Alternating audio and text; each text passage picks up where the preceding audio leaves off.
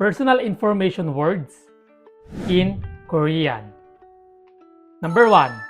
성명, full name. Number 2. 성별, sex or gender. Number 3. 생년월일, date of birth. Number 4. 직업, job. Number 5. 국적, nationality. Number 6.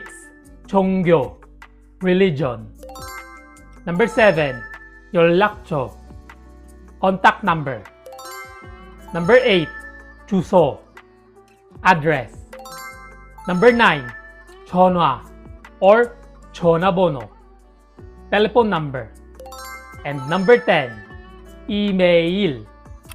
What do you think does it mean? Write in the comment.